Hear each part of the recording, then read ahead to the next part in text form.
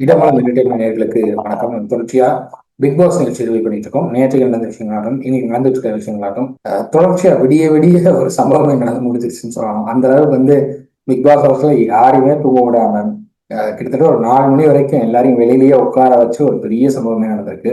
அதுவும் ஒரு பாலுக்காக. ஸோ இதை பத்திலாம் நம்ம பேச போறோம். நான் உங்க ஹரீஷ் கூட ஒருத்தனை பேசுறதுக்காக பிரியா ஒரு நினைச்சிருக்காங்க. வணக்கம் ஹரீஷ். ஃபர்ஸ்ட் நான் கமெண்ட்டுக்கு போயிடுறேன். அவங்க ஃபேன் பேஸ்ல இருந்து வந்துட்டு சில பேர் பேசுவாங்க. இது லாஸ்ட் சீசன்லயே நிறைய நடந்தது நமக்கு. பட் நான் கமெண்ட்ஸ் பார்த்தப்ப வந்துட்டு ரொம்ப இதுவா பேசியிருந்தாங்க. அவருக்கு மிக்க நன்றி சொல்லிக்கிறேன். என்ன வந்துட்டு நீங்க அந்த இதுவ ரிவ்யூ பாக்குறீங்கன்றதுக்காக நான் நன்றி சொல்லிக்கிறேன். இப்போ அது மெனக்கெட்டு ஒரு 3-4 ஒருத்தரே 3-4 கமெண்ட் போட்டிருக்காருன்றப்ப வந்துட்டு ரொம்ப சந்தோஷமா இருக்கு. அது எங்களுக்கு ரெவென்யூ தான், ஒன்றும் இஷ்யூ இல்லை. இன்னும் எவ்வளவு கழுவி ஊத்தினாலும் நாங்க பரவாயில்ல, நாங்க எங்க ரிவ்யூ நாங்க பார்த்துட்டு தான் இருப்போம் அப்படின்றத நாங்க சொல்லிக்கிறோம். நேத்து ஹரிஷ் சாண்ட்ரா திவ்யாவை வேலை வாங்கணும்னுட்டு இவருக்கு அவ்வளோ ஆனந்தம். விக்கல்ஸ் விக்ரம், அது நான் இப்ப சொன்ன கமெண்ட் போட்டவரு விக்கல்ஸ் ஃபேனு. அவ்வளோ ஒரு இதுல வந்துட்டு சந்தோஷம். பிக் பாஸ் சொன்ன உடனே நம்ம தான் வந்துட்டு அதை ஹெட் பண்ண போறோம் அப்படின்னு சொல்றப்போ வந்துட்டு அந்த ஒரு ஆணவம் இருந்தது அந்த முகத்துல, அந்த ஒரு திமிர் இருந்தது. அதுக்கப்புறம் போயிட்டு நான் என்னமோ ஆனந்த கண்ணீர்ன்னுட்டு நல்லா சொல்லி என்னை வந்துட்டு இப்படி டிமோட்டிவேட் பண்றதுக்காக இப்படி சொன்னாங்க.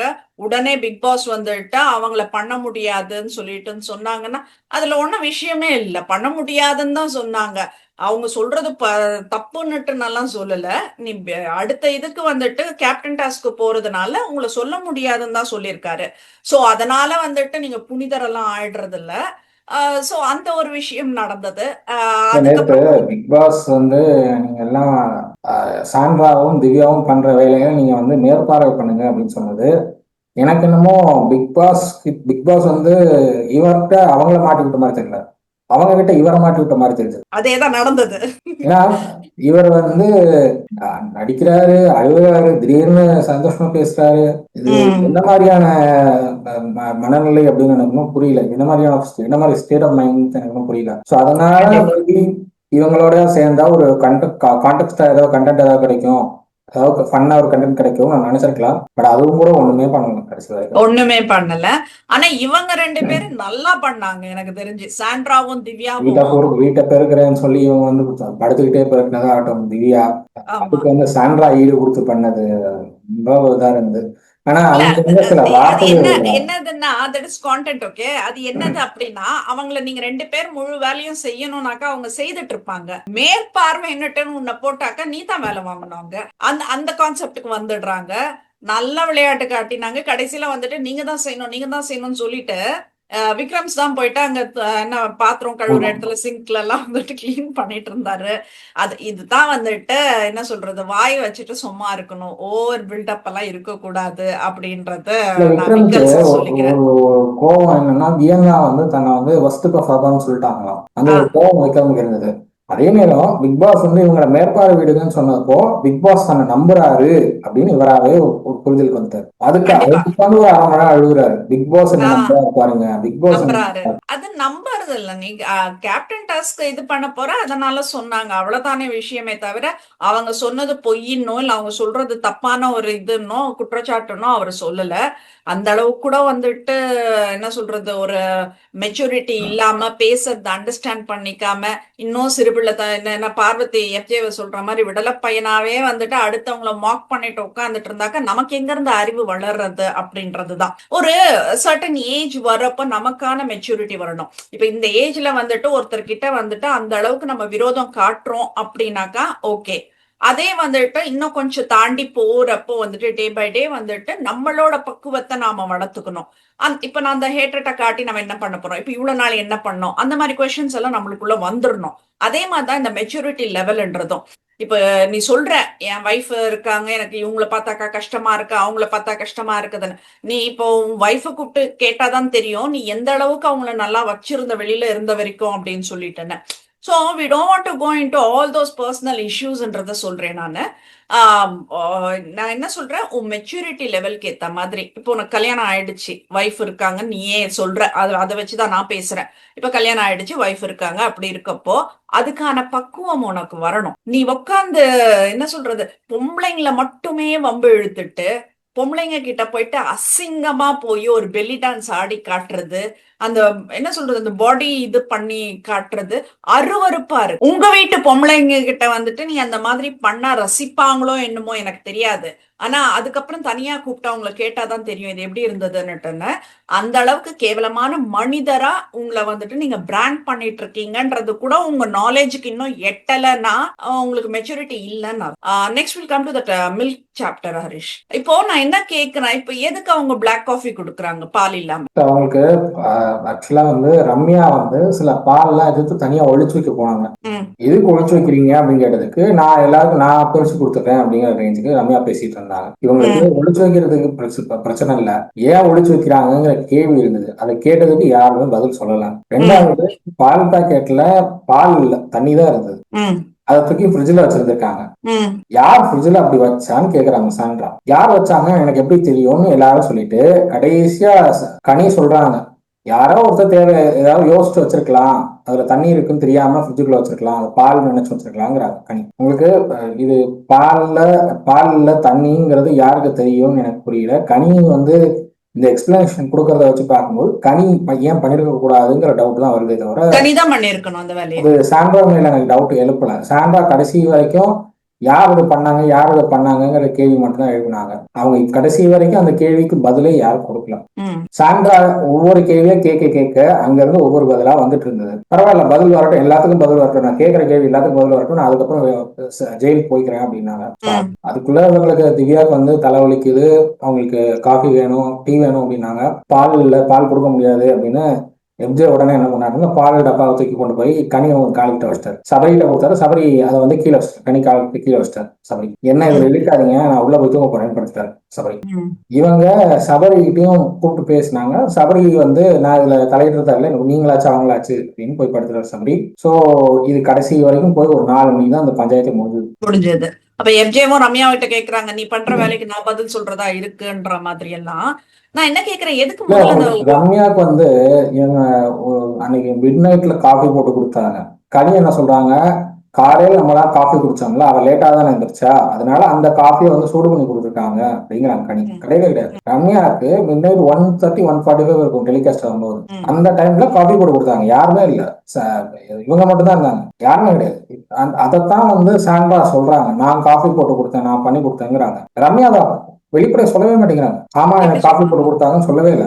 அடுத்த நாள் மிச்சமான காஃபி இருந்தது, அதை எனக்கு போட்டு கொடுக்குறீங்களான்னு கேட்டேன். நான் மிச்சமான டீ இருந்தது, அதை போட்டு கொடுக்குறீங்களான்னு கேட்டேன், போட்டு கொடுத்தாங்க அப்படின்னு மட்டும் தான் சொல்றாங்க தவிர மிட் நைட்ல எனக்கு காஃபி போட்டு கொடுத்தாங்க, டீ போட்டு கொடுத்தாங்கன்னு இந்த தகவலும் சொல்லலாம் ரம்யா. ரம்யா ஏன் வந்து இதை மறைக்கிறாங்க அப்படின்னு புரியல. உங்களுக்கு ஒரு டீம்ல இருக்கீங்க அப்படின்னா அந்த டீமுக்காக உண்மையா இருக்கும். அந்த டீமுக்கும் நீங்க உண்மையா இல்லாம அவங்க கிட்டயும் மறைச்சு இவங்க கிட்டயும் மறைச்சு ரெண்டு டீமுக்கும் சண்டை வந்து 2 டீமும் வந்து மோதிக்கிற நிலையில இருக்காங்க. அப்ப கூட நீங்க உண்மையை சொல்ல மாட்டேங்கிறீங்க அப்படின்னா அப்போ எனக்கு புரியல. இல்ல இதெல்லாம் ஒளிச்சு வைக்கிறதுக்கு மறைச்சு வைக்கிறதுக்கு இதுக்கு முன்னாடி கூட அந்த இடியாப்பம் மறைச்சு வச்சு அது கெட்டு போய் அது ஒரு பிரச்சனை ஆச்சு. இந்த ஒளிச்சு வச்சு மறைச்சு வச்சு நீங்க என்ன பண்ண போறீங்கன்றது தெரியல. இப்போ நான் என்ன கேக்குறேன்னா, இப்ப இவங்களுக்கு அந்த ஜெயில இருக்கிறவங்களுக்கு சாப்பாடு மறந்தே போயிட்டாங்க. அவ்வளோ லேட்டா வருது. அந்த 2 மணிக்கு மேலதான் எஃப்ஜே வந்துட்டு மோர் ஏதோ எடுத்துட்டு வந்து கொடுக்குறாரு. என்ன நினைச்சிட்டு இருக்கீங்க? ஒரு வீட்டுல வந்துட்டு 2 பேர் அங்க ஜெயில இருக்காங்க அப்படின்றப்போ நீங்க என்ன மாதிரி ஒரு ரெஸ்பான்ஸ் பண்ணிட்டு இருக்கீங்க அப்படின்றதுதான் ரொம்ப கேவலமா இருந்தது எனக்கு தெரிஞ்சு. வந்து இந்த ஜெயில் அப்படிங்கிற அந்த ஒரு டாபிக் வந்து உங்களுக்கு சாட்டர்டே மார்னிங்கே உங்களுக்கு அந்த இது முடிச்சிருவாங்க, அந்த டாஸ்க் முடிச்சு 2 பேரும் உள்ள அனுப்பிடுவாங்க. அப்படி உள்ள போனதே காலையில 4 மணிக்கு தான் அப்படிங்கறதுனால அது என்ன எக்ஸ்டெண்ட் ஆகி போயிட்டு இருக்கு. சோ நான் என்ன கேக்குறேன் நானு, இப்போ இந்த ஒரு விஷயம் இது நடக்குது அப்படின்னா வந்துட்டு அதுக்கு ராஜமாதா கனிதான். கனியோட இன்ஸ்ட்ரக்ஷன்ஸ்ல தான் வந்துட்டு எல்லாருமே இப்ப என்ன சொல்றது எப்படி வந்தாங்களோ தெரியாது.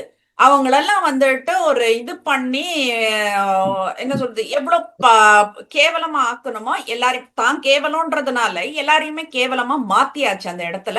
இதுல நமக்கு சப்போர்ட்டுக்காக இது பண்றாங்க. இப்ப அடுத்தது என்ன வந்துட்டு நாமினேஷன் வந்துரும்ல, இன்னும் 2 நாள்ல நாமினேஷன் அது அது வரும்ல. இப்ப இந்த குரூப் எல்லாம் சேர்ந்து காப்பாத்துவாங்க அப்படின்ற ஒரு இதுல ஒரு மைண்ட் செட்ல இருக்காங்க. நீ எந்த அளவுக்கு வந்துட்டு இந்த மாதிரி ட்ரிக்ஸ் எல்லாம் பண்ணி விளையாடுறியோ அதே அளவுக்கு அந்த குரூப்பும் எனக்கு தெரிஞ்சு விளையாடுறாங்கன்றதுதான். அடுத்து அந்த குரூப்ல இருக்க எல்லாரும் வியானா உட்பட எல்லாருமே நாமினேட் பண்ண போறது சாண்ட்ரா, திவ்யா அண்ட் பிரஜின் 3 பேர் தான் நாமினேட் பண்ணுவாங்க. வேற யாரும் நாமினேட் பண்ணுவாங்க எனக்கு தெரிஞ்சு. சாண்ட்ராவும் பிரஜினும் 10 ஓட்டுக்கு மேல வாங்கினாலும் ஆச்சரியம் இல்லைன்னு நான் நினைக்கிறேன். Okay okay. இதுல இப்ப என்ன ஆயிடுச்சுனாக்கா பார்வதி வந்துட்டு கோல்டன் ஃபிளவர் ஆயிட்டாங்க இப்ப இவங்க 3 பேர்னால. அதுவும் ஒரு சந்தோஷமான ஒரு விஷயம் தான் அப்படின்னுட்டு சொல்லலாம். ஏன்னா பார்வதியோட அந்த டோன் எல்லாமே குறைஞ்சிடுச்சு. அது கொஞ்சம் இது ஆயிடுச்சு. அப்பப்போ இவங்க வந்துட்டு எட்டி இருக்காங்க பாக்குது. கேட்கறது, கேள்வி கேட்கறதுக்கு சாண்ட்ரா இருக்காங்க, திவ்யா இருக்காங்க.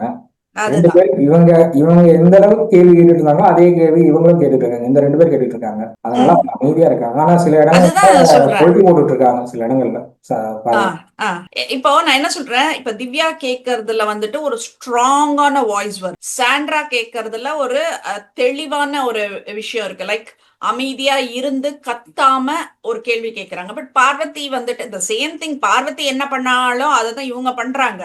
ஆனா பார்வதிக்கு வந்துட்டு அந்த வாய்ஸ் ரேஸ் பண்ணி கத்தி கத்தி கத்தி பேரை கெடுத்தாச்சு. சோ இவங்க கேட்கிற மாதிரி கொஞ்சம் ஸ்ட்ராங்கா கேட்டாக்க பெட்டரா இருந்திருக்கும் அப்படின்றதுதான். இந்த ஜெயில் டாஸ்க்ன்றது வந்துட்டு பிபி ஹவுஸ்ல எனக்கு தெரிஞ்சு செகண்ட் சீசன்ல தான் ஸ்டார்ட் பண்ணாங்கன்னு நினைக்கிறேன். ஃபர்ஸ்ட் சீசன்ல ஜெயில் டாஸ்க் இல்ல. அப்போ பொன்னம்பலம் தான் ஃபர்ஸ்ட் இந்த ஜெயிலுக்கு போனாருன்னுட்டுன்னு நினைக்கிறேன். அப்ப அவர் போறப்ப வந்துட்டு எல்லாம் என்னமோ அவர் உண்மையான ஜெயிலுக்கு போற மாதிரியே வந்துட்டு அழுதுட்டு கொண்டுட்டெல்லாம் அனுப்பினதெல்லாம் பார்க்க முடிஞ்சது. பட் என்ன சொல்றது, இப்ப இவ்வளவு நாள்ல ஜெயிலுக்கு போனவங்களை விட்டுடு. இப்ப கம்ருதீன் பார்வதி கூட நல்லா என்டர்டெயின் பண்ணிட்டு இருந்தாங்க உள்ள, அது வேற விஷயம். இப்போ சாண்ட்ரா அண்ட் திவ்யா உள்ள போய் ஒரே சிரிப்பும் கூத்துமா தான் இருக்குது உள்ள. எல்லாரையும் வச்சு செஞ்சுட்டு இருக்கிறாங்க. எல்லார பத்தியும் பேசிட்டு எல்லார பத்தியும் வந்துட்டு கிண்டல் அடிச்சுட்டு உட்காந்துட்டு அது என்னமோ ஒரு ஜாலியா வந்துட்டு அவங்க இது பண்ணிட்டு இருக்காங்க. அது ஒரு ஜெயில் டாஸ்க்ன்ற மாதிரியே அவங்களுக்கு அது தோணல அது. சோ அது ஒரு பக்கம் போயிட்டு இருக்கு. வேற என்ன இருக்கு ஹரி பேசுறதுக்கு? ஏன்னா எதுவுமே கிடையாது காலையில இருந்து. இல்ல ஒரு 2 ஜெயிலி ப்ரோமோ வந்ததை டாஸ்க் தவிர. ஓகே. பட் நிறைய வார்த்தைகள் விடுறாங்க. வார்த்தைகள் கொஞ்சம் குறைச்சிக்கிட்டா கொஞ்சம் பெட்டர் ஆகும். ஏன்னா அதுதான் எனக்கு தெரிஞ்சு நெக்ஸ்ட் வீக் நாமினேஷனுக்கு வந்தாங்கன்னா இவங்க 2 பேர்ல யாரோ ஒருத்தர் வெளியில போறதுக்கு இதா இருக்கும்னு நினைக்கிறேன் நான். கண்டிப்பா. இன்கேஸ் அவங்க வார்த்தைகளை கொஞ்சம் கொஞ்சம் குறைச்சிக்கிட்டாங்க அப்படின்னா அது பெஸ்ட். இல்லைன்னா அது இவங்களுக்கே அகென்ஸ்டா முடியும். ஸோ அது புரிஞ்சு அதுக்கேற்றபடி இவங்க கேம் ஆடினாங்கன்னா இன்னும் கொஞ்சம் பெட்டரா இருக்கும். இல்லைன்னா கொஞ்சம் அது ப்ராப்ளம் ஆகும் அப்படின்னு தான் நான் நினைக்கிறேன். அண்ட் இவரு பேர் என்ன, பிரஜன்னா. மறந்துட்டேன். வைல்ட் கார்டில் வந்து அவர் நம்மளால அமித். அமித். அமித் வந்து பாடிட்டே இருக்காரு. அவருக்கு சூப்பர் சிங்கர் இதுன்னு கொடுத்துட்டாங்க. ஏதோ டைட்டில் மாதிரி ஏதோ கொடுத்துட்டாங்க இவங்க 2 பேரும். உண்மை அதுதான் ஆக்சுவலா. பட் என்னன்னா நேற்று நல்ல பார்ட்னர் அமித். நான் உண்மை சொல்லணும்னா அதான் நல்ல பார்ட்னர். இளமை காலங்கள்ல இருந்து ஒரு பாட்டு பாடினார்னு நினைக்கிறேன். ஸோ அது ரொம்ப நல்லா இருந்தது. ரொம்ப நல்லா இது 2வது மோகன் அவர் நடிச்ச படம். Ilaiyaraaja sir music. ஸோ அது கொஞ்சம் பெட்டரா இருந்தது. நல்ல வேலை பீட் பாக்ஸிங் இல்லாத மாதிரி இருந்ததுனால கொஞ்சம் நல்லா இருக்கும். இல்லைன்னா அது ஒன்றும் தான் போயிடும். அந்த இடத்துல இவங்க எல்லாம் எப்ஜேவும் இல்லை, சுபிக்ஷாவும் இல்லை. ஸோ அதனால பீட் பாக்ஸிங் பண்ணாம நல்ல மெலோடியஸா நல்லா இருந்தது அந்த பாட்டு. இதை இப்படியே மெயின்டைன் பண்ணிட்டு போனாங்கன்னா கொஞ்சம் பெட்டரா இருக்கும். இல்லைன்னா பீட் பாக்ஸிங்கிற பெயர்ல ஒண்ணுமே பண்ண என்னத்தையோ பண்றாங்க இவங்க. அது கேட்கறதுக்கு கூட முடியல. ஒரு நல்ல பாட்டு, ஒரு நல்ல மெலோடி சாங் கூட நீங்க ஒன்றும் இல்லாமல் பண்ணிட்டு போயிருந்தீங்க பீட் பாக்ஸிங்கிற பேர்ல. அதை கொஞ்சம் பிக் பாஸ் டீம் கொஞ்சம் மேனேஜ் பண்ணி ஒர்க் அவுட் பண்ண கொஞ்சம் பெட்டரா இருக்கும். இல்லைன்னா யாரும் ஷோவே பார்க்க மாட்டாங்க அந்த அளவுக்கு. கண்டிப்பா. இந்த பீட் பாக்ஸ் கூட வந்துட்டு நான் அந்த துப்புறாங்க அப்படின்னு சொன்னதுக்கு வந்துட்டு ஒருத்தர் கமெண்ட் பண்ணியிருந்தாங்க. அது பீட் பாக்ஸ் வந்துட்டு துப்புறதான்னுட்டுன்னு. இவங்க பண்றது எச்ச துப்பிட்டு தான் இருக்காங்க. அந்த காரி துப்பினா எப்படி வருமோ அந்த மாதிரி தான் துப்பிட்டு இருக்காங்க. அதுக்கு பேரு இவங்க பீட் பாக்ஸ்ன்னு வச்சிருக்காங்க. நான் 2 நாளா வந்துட்டு நான் தொடர்ந்து சொல்லிட்டே இருக்கேன், பீட் பாக்ஸ்ன்றதே வேற. அது கேட்கறதுக்கு அவ்வளவு இனிமையா இருக்கும். இவங்க பண்றது பீட் பாக்ஸ் இல்லைன்னு சொல்லிட்டு இருக்கேன். சோ நாங்க பீட் பாக்ஸ பத்தி யாரும் தப்பா பேசல. இவங்க வந்துட்டு அந்த பீட் பாக்ஸ்ன்ற பேர்ல ஒண்ணு பண்ணிட்டு இருக்காங்கல்ல, இவங்கள பேசிட்டு இருக்கோம். பீட் எரிச்சலா பாக்ஸிங்கிற ஆகுது. பேர்ல நல்ல பாட்டெல்லாம் கெடுத்து விட்டுறாங்க. நீங்க நல்ல பாட்டை அதை ரீமிக்ஸ் பண்ணா கூட ஓரளவு பெட்டரா இருக்கும். இவங்க பீட் பாக்ஸுங்கிற பேர்ல அந்த பாட்டுடைய வரிகளை கூட கேட்க முடியாத அளவுக்கு பண்ணிடுறாங்க. ஆமா, நேத்தெல்லாம் என்ன ஈரமான இது? ரோஜாவை பாடினார் அவரு அமித். அவ்வளவு நல்லா இருந்தது. யேசுதாஸுடைய வாய்ஸ்ல வந்துச்சு அந்த பாட்டு இளமை காலங்கள்ல. அவ்வளவு நல்லா இருந்தது அந்த பாட்டு அமித் பாடும் போது. அதுக்கு இவர் பேக்ராப் மாதிரி ஏதோ பண்றாரு வினோத். ஓகே. நல்லா இருக்கு. அது அது அந்த அந்த அந்த காம்போ நல்லா இருக்கு. இவங்க ரெண்டு பேரும் மாறி மாறி பாடுறது, இவங்களுக்குள்ளேயே மியூசிக் கொடுத்துருக்கிறது நல்லா இருக்கு. இதை போய் நீங்க வந்து எஃப்ஜேவையும் சுபிக்ஷாவும் கூப்பிட்டு பீட் பாக்ஸிங் பண்ணுங்கன்னா மொத்தமா கிட்டுருக்கும். கண்டிப்பா கண்டிப்பா. அது சுபிக்ஷா என்னத்துக்கு பண்ணுது, அது ரம்யா வந்துட்டு உண்மையிலேயே பண்ணுதா இல்ல சும்மா லிப் மூவ்மெண்ட் மட்டும் கொடுக்குதான்றதும் தெரியல நம்மளுக்கு. ரம்யாவுக்கு பீட் பாக்ஸிங்னா என்னன்னு தெரியல. அது ஒரு ஆர்வத்துல வீடியோ பண்ணிட்டு இருக்கேன் அந்த பொண்ணு. இல்ல, நான் எஃப்ஜேக்கே பீட் பாக்ஸ்னா என்னன்னு தெரியல, அதுதான் உண்மை. எஃப்ஜே வந்து பீட் பாக்ஸிங் பண்ணக்கூடிய நபர் தான். அவருக்கு வந்து இது எங்க பயன்படுத்தணும்னு தெரியல. சுபிக்ஷாக்கு அது சுபிக்ஷா ரம்யா கிட்டத்தட்ட ஒண்ணுதான், ஆர்வ கோளாறு மாதிரி பண்ணிட்டு இருக்காங்க. பீட் பாக்ஸிங் பேச வேண்டிய இடத்துல எல்லாம் கூட பீட் பாக்ஸ் போட்டுட்டு கேவலமா இருக்குது. எங்க என்ன பண்ணிட்டு இருக்குதுங்க அப்படின்றது தெரியல, அந்த அளவுக்கு மோசமா இருக்கு.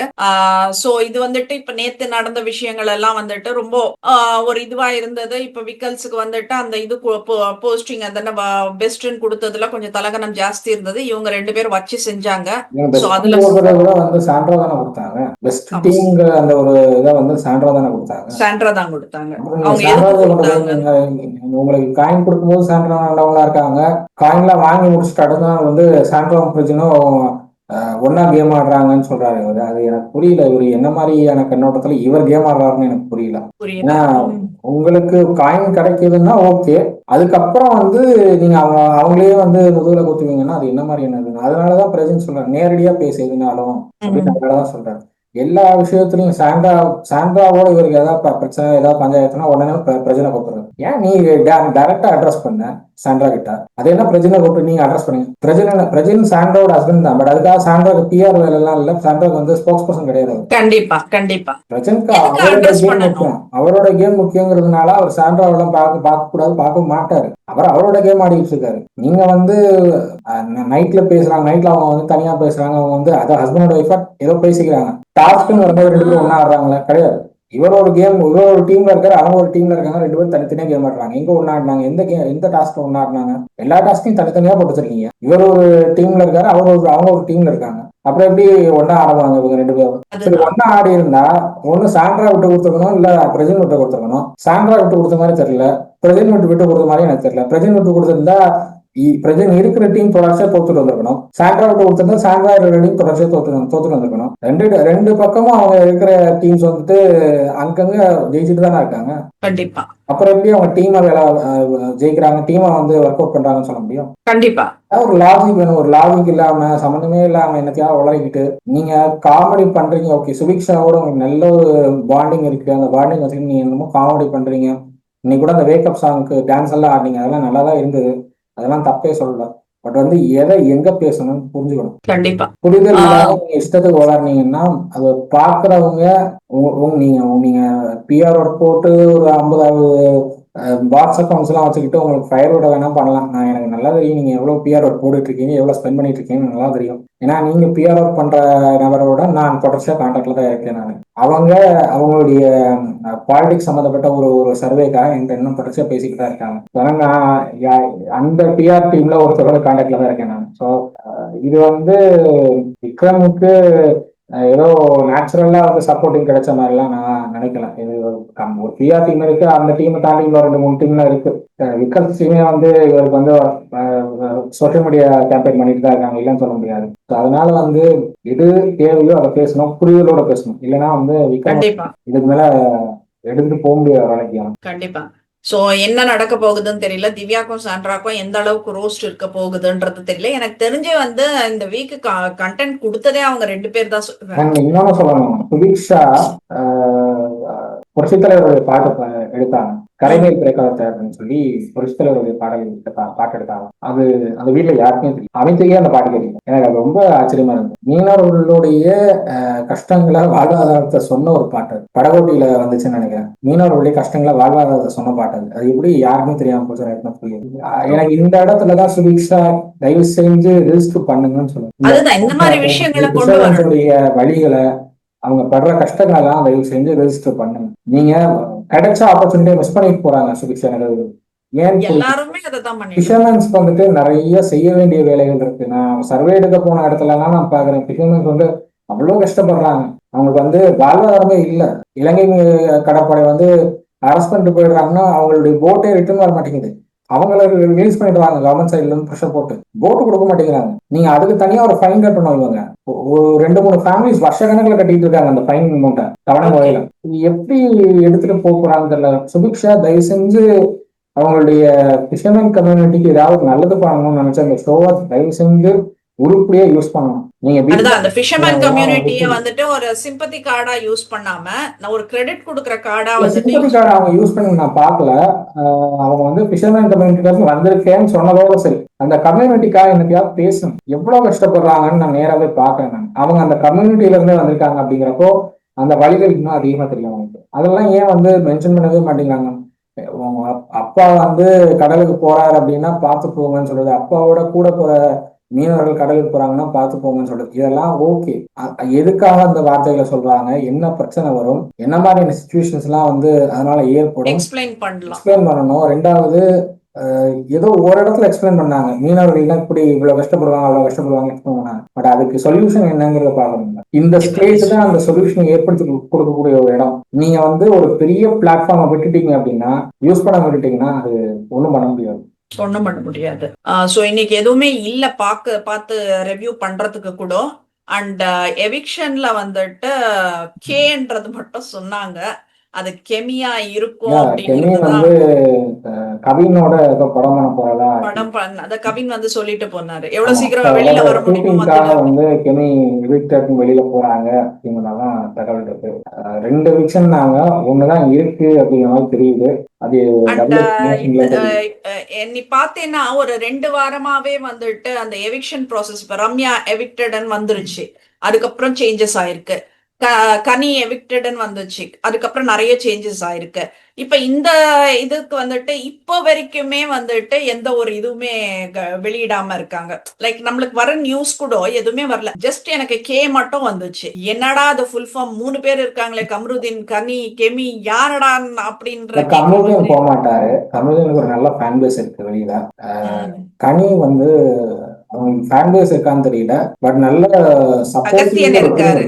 ரத்தீன் சார் எல்லாம் எழுதலாம். அதுல அவரு அப்பா அவருடைய இதுல இன்டர்வியூஸ் கொடுக்கறதுக்கே அவருக்கு டைம் இல்லைன்னு நான் நினைக்கிறேன். ஏன்னா 2-3 சேனல்ஸ் அப்ரோச் பண்றாங்கன்னு கேள்விப்பட்டேன் நான். அதுக்கே அவருக்கு டைம் இல்லை. இதெல்லாம் உட்காந்து இங்கே இதுல பிக் பாஸ் உட்காந்துக்கிட்டு அதுக்கு ப்ரமோட் பண்றதெல்லாம் அதுக்கு வாய்ப்பே இல்லை. அதுக்கு ஒரு டீம் இருக்காங்க, அந்த டீம் ஒர்க் அவுட் பண்ணிட்டு இருக்காங்கன்னு பாக்குறேன் நான். ஸோ கேம்பெயின் பண்றதுக்குன்னு ஒரு டீம் இருக்காங்க அவங்களுக்கு. ஸோ இருக்க ஒரே சாய்ஸ் கெமி மட்டும் தான். கெமிக்கு இப்போதான் வந்து பிஆர் ஒர்க்லாம் ஆரம்பிச்ச வேகத்துல அவங்க வெளியில போகுது அப்படிங்கிறது எனக்கு பொறுத்தவரை சரின்னு தோணல. ரெண்டாவது ஒரு நல்ல பிளேயரும் கூட. டாஸ்க்னு வந்துட்டா அவங்க எங்கேயுமே வந்து விட்டு கொடுக்காம ஸ்போர்ட்டிவா விளையாடக்கூடிய ஒரு பிளேயரா இருந்தாங்க. அவங்க வெளியில போறது எனக்கு தெரிஞ்சு டாஸ்கே வேணான்னு பிக் பாஸ் யோசிச்சாரோ அப்படின்னு தோணும். டாஸ்க் கொடுத்தாலும் ஒழுங்கா பண்றது கிடையாது மற்ற கண்டஸ்டன்ஸ் யாருமே. அப்புறம் எதுவும் டாஸ்க் யோசிச்சாரோன்னு தோணும். புரியுது. சோ என்னன்றது வந்துட்டு என்ன சொல்றது, இப்ப வரைக்கும் எங்களுக்கு நியூஸ் ப்ராப்பரா வரல. பட் கெமியா தான் இருக்கும்ன்றதுதான் வந்துட்டு நியூஸா இருக்கு. சோ லெட்ஸ் see என்ன ஆகுதுன்னு சொல்லிட்டுன்னு. இப்ப இன்னைக்கு இப்ப டபுள் எவிக்ஷன்னா கண்டிப்பா இந்நேரத்துக்கு நியூஸ் வந்துட்டு இருக்கோம். டபுள் எவிக்ஷன் ஆமா, கெமி மட்டும் தான் வந்திருக்கு நியூஸ். சோ அது கூட ப்ராப்பரா எல்லாம் வரல, அபிஷியல் நியூஸ்ன்றது வரல. ஏன்னா அது 2 வாரமா வந்துட்டு நம்மளுக்கு ஆட்டம் காட்டவே வந்துட்டு எல்லாருமே வந்துட்டு ஏவி எல்லாம் ரெடி பண்ணி வச்சுக்கிட்டு இவங்க வெளியில போவாங்க அவங்க வெளியில போவாங்கன்னு இதுல சொல்லிடுறாங்க, செட்ல சொல்லிடுறாங்க. இவங்களுக்குலாம் நாங்க ஏவி ரெடி பண்ணி வச்சுக்கோம், இவங்க வெளியில போறாங்க இவங்க வெளியில போறாங்கிற டீட்டெயில்ஸ் எல்லாம் அங்க கிடைச்சிருக்கு செட்ல. ஆனா கடைசி நேரத்துல சில சேஞ்சஸ் பண்ணிடுறாங்க. அது ஏன்னு எனக்கு புரியல. அந்த கடைசி நேர சேஞ்சஸ் அந்த டெசிஷன் யார் எடுக்கிறாங்க அப்படின்னு என்ன புரியல. அந்த டெசிஷன் யார் எடுக்கிறாங்கன்றது உங்களுக்கு டிசர்விங்கான ஆளுங்களை உள்ள வச்சுக்கிட்டு அன்டிசர்விங் ஆளுங்க வெளியில அனுப்பணும் அப்படின்னா நீங்க டிசர்விங்கான ஆளுங்க எல்லாரையும் வெளியில அனுப்பி உட்காந்து எனக்கு அது எப்படி. திவாகர் இல்ல, திவாகரோட கான்டென்ட் இல்ல, திவாகர் இல்ல. அவர் வந்து ஏதோ ஒரு ரீல்ஸ் வச்சு அந்த மனுஷன் பண்ணிட்டு இருந்தாங்க. இல்ல அவர் பிக் பாஸ் வீட்டுக்குள்ள இல்லனால அவர் பேர் பிக் பாஸ் வீட்டுக்குள்ளேயே தான் சுத்திட்டு இருக்கு. எல்லாரும் திவாகரை வந்து அவர் இல்லைன்னா கண்டென்ட் இல்ல, அதுதான் மாற்றம். அவரை வச்சுக்கிட்டு நீங்க காமெடி பண்ணலாம். வினோதுக்கும் கண்டென்ட் இல்ல, பார்வதிக்கும் இல்ல. வினோத் கம்ப்ளீட்டா பாட்டுக்கு மாறிட்டாரு. அவர் வந்து அதுக்கு மேல கண்டினியூ கொடுக்கறதுக்கு ஒன்றும் இல்லை. கம்ப்ளீட்டா இனிமே வந்து கானா பாட்டுன்னு போக வேண்டியதான். அமித்துக்கு பாட்டை தாண்டி வேற கண்டென்ட் இல்லை அப்படிங்கிறது தெளிவா தெரிஞ்சது. மத்த யாரும் கண்டென்ட் கொடுக்குற அளவுக்கு ஆளுங்க இல்ல. எனக்கு தெரிஞ்சு திவ்யா திவ்யாவும் சாண்ட்ரா கொடுத்துட்டு தான் இருக்காங்க. அது திவ்யா வந்துட்டு சாண்ட்ரா மக்களால அவங்க ஒரு ஏத்துக்க நல்ல முடியல. காம்போ. அந்த காம்போ அப்படியே இருந்துச்சு அப்படின்னா அந்த கண்டென்ட் கிடைச்சிக்கிட்டே இருக்கும்.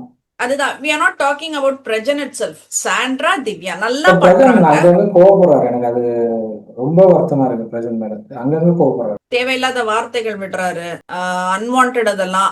நான் என்ன சொல்றேன்னா, விஜய் சேதுபதி உன் மச்சானா இருக்கட்டும், மாமனா இருக்கட்டும், நம்மளுக்கு அதை பத்தி எல்லாம் பஞ்சாயத்து கிடையாது. நீ கண்டஸ்டன்டா ஒரு ஹாஸ்ட், எங்களுக்கு அவ்வளவுதான் எங்க பார்வையில. நீ உட்காந்துட்டு சேதுபதி வரட்டும்னாக்கா என்ன பண்ற நீ உள்ள? அது சேதுபதியே நாங்க வேஸ்ட்ன்னுட்டு இருக்கோம். நீ வந்துட்டு அந்த வேஸ்ட் தூக்கின்னு வந்துட்டு சேதுபதி வரட்டும்னாக்கா எனக்கு அது கான்செப்டே புரியல அப்படின்றதுதான். சோ பாப்போம் மரேஷ் என்ன நடக்குதுன்னுட்டுன்னு. வேற ஏதாச்சும் நம்ம மிஸ் பண்ணிருக்கோமா? எல்லாம் கவர் பண்ணிட்டோம். நீங்க அங்க என்ன நடக்குது, ஒரு விஜய் சேதுபதி என்ன பேசியிருக்காருங்கிறத பார்க்கணும். ஏன்னா டிஆர்பி மறுபடியும் டவுன் ஆயிருக்கு அப்படிங்கிறப்போ அது எப்படி கொண்டு போக போறாங்க அப்படின்னு தெரியல. ஏன்னா ஃபர்ஸ்ட் ப்ரோமோ எனக்கு ஒன்றும் அவ்வளோ பெரிய ஃபயரியா இருக்கிற மாதிரிலாம் தெரியல. செகண்ட் ப்ரோமோவும் அப்படி ஒன்றும் தெரியல. சாண்ட்ராவுக்கும் திவ்யாவுக்கும் கூப்பிட்டு கேட்கிறாரே தவிர ஒன்றும் பெரிய லெவல்ல அவங்கள ரோஸ்ட் பண்ண மாதிரிலாம் எனக்கு தெரியல. ஸோ அதனால இது கூட வரும் பாரு, சாட்டர்டே ஹேப்பனிங்ஸ், சண்டே ஹேப்பனிங்ஸ் எல்லாம் வரும் பாரு. அது கூட வரல. ஒண்ணுமே இல்ல. என்னத்த பத்தி பேசுறதுன்னே தெரியல. சோ எதுவுமே எனக்கு அந்த ஸ்பாட்ல இருந்து எதுவுமே வரல அப்படின்னு வரல. ஸ்பாட்ல இருந்து நியூஸ் எதுவுமே வர மாட்டேங்குது. ரெண்டாவது எவிக்ஷனுக்கும் வரும். எவிக்ஷனுக்கு முன்ன வந்து இவங்க எவிக்ட் ஆவாங்க, இவங்க எவிக்ட் ஆறாங்கன்னு ஒரு நியூஸாவது வந்துடும். அதை வச்சு தான் மேக்சிமம் எல்லா நியூஸஸும் வந்து காட் போடுவாங்க. எல்லா நியூஸ் சேனல்லையும் காட் போடுவாங்க. ஆமா, அதுவும் கிடையாது. இப்ப அதுவும் ஸ்டாப் ஆயிருக்கு அப்படிங்கிறப்போ கெமி மட்டும்தான் இப்போ வரைக்கும் வந்திருக்க இப்ப வரைக்கும் சொல்லிருக்கு. அது கூட கன்ஃபார்மா என்னங்கிறது கூட நமக்கு இன்னும் தெரியும். அதனால வெயிட் பண்ணி தான் பார்க்கணும். என்ன பண்ணிருக்காங்க அப்படிங்கறத வெயிட் பண்ணி தான் பார்க்கணும். பார்க்கலாம் என்ன நடக்குதுங்கிறத. இன்னைக்கு என்ன நடக்குதுன்னு பார்த்துட்டு நாளை பேசுவோம். நன்றி.